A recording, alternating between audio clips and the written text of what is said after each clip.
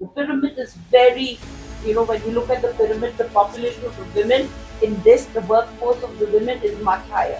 बहुत सारे टाइप्स की विमेन हो, चाहे वो एंटरप्रेन्योर्स हो, एकेडमिशियंस हो या बडिंग स्टार्टअप ओनर्स है, इनको हम एक प्लेटफॉर्म पे साथ पे लाके इनकी एक्सपर्टीज़, इनकी स्टोरी सुने, बाकी लोगों को इंस्पायर करें and at the same time एक एनेबलिंग एनवायरनमेंट बनाएं। कंफेडरेशन ऑफ इंडियन इंडस्ट्री की जानिब से आज वादी कश्मीर में ख़वातीन को बाइख्तियार बनाने के लिए एक सेमिनार का इनेकाद किया गया। इस सेमिनार में उन ख़वातीन को इनवाइट किया गया जिनकी अलग अलग मैदानों में जिन्होंने उम्दा कारकर्दगी दिखा के कामयाबी हासिल की, और इसके अलावा अलग अलग कॉलेज, यूनिवर्सिटी और स्कूलों में जो ज़ेर तालीम तलबा है उनको इन्वाइट किया गया था। जिन ख़वातीनों ने अलग अलग मैदानों में कामयाबी हासिल की है उन्होंने अपनी कहानी तलबाओं को सुनाई, और इसके अलावा जिस तरह की कहानियाँ दूर दराज इलाकों में बनी हुई है कि शायद ख़वातीन दुनिया में कुछ नहीं कर सकती है, और उस पर भी बात की गई है किस तरह से ख़वातीन आने वाले दिनों में जो है अलग अलग जो फील्ड है उनमें अपनी कामयाबी दिखा सकते हैं। जो आज यहाँ प्रोग्राम इनेकाद किया गया, ज़्यादातर फोकस किया गया था वुमेन एम्पावरमेंट पे, ख़वातीन को बाइख्तियार बनाने के लिए।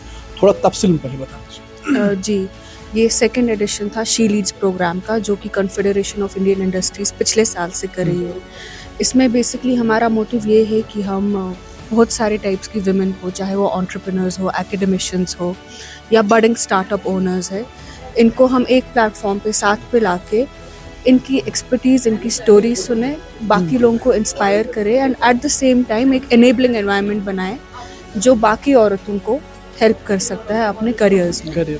तो आज के दिन हमने काफ़ी चीज़ें डिस्कस की। हमने डिस्कस किया कि कैसे एक औरत खुद को एम्पावर कर सकती है, क्या स्किल ज़रूरी है, उसके अलावा कि वुमेन एम्पावरमेंट अकेले नहीं चल सकती है। वुमेन एम्पावरमेंट सिर्फ औरतों के लिए नहीं है, ये कलेक्टिव एफर्ट है। इसमें both men and women need to work together to actually improve the society. I think हम काफ़ी आगे आ चुके हैं।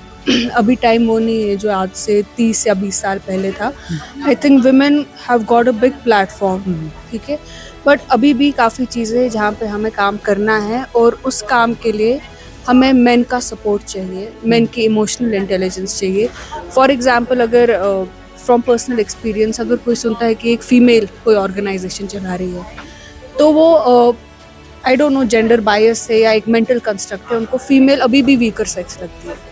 तो ये चीज़ हमें चेंज करनी है। इसके लिए 1 दिन या 2 दिन या 3 दिन में कुछ नहीं होगा। इसमें एक कंसिस्टेंट एफर्ट चाहिए जिसमें हम मेन को भी इन्वॉल्व करें और उनकी भी थोड़ी सी you can call it education करे towards the gender roles and gender issues, so that we can come together as a society. ये सेकेंड एडिशन था। जैसे कि मैंने कहा, हमारे पास काफ़ी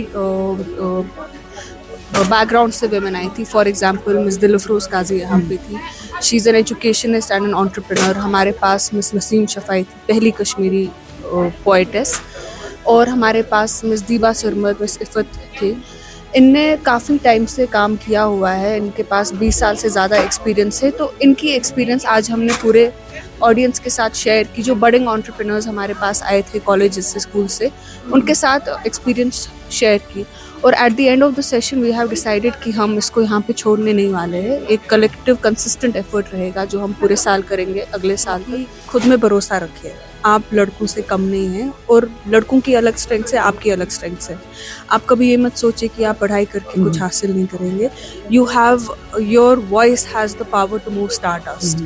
सो प्लीज़ डोंट बिलिटल योरसेल्फ, क्योंकि क्या होता है, लड़कियां खुद ही अपने दिमाग में इंटरनलाइज करती है कि हम लड़कों से कम हैं, हमारे भाई हमसे बेटर है। तो वैसा नहीं होना चाहिए। और इसमें लड़कियों के लिए नहीं, आई थिंक पेरेंट्स के लिए ये मैसेज है कि पेरेंट्स को सेंसिटिव होना है इस चीज़ में। अगर पेरेंट्स इस चीज़ को एड्रेस नहीं करेंगे तो ये प्रोसेस चलता रहेगा।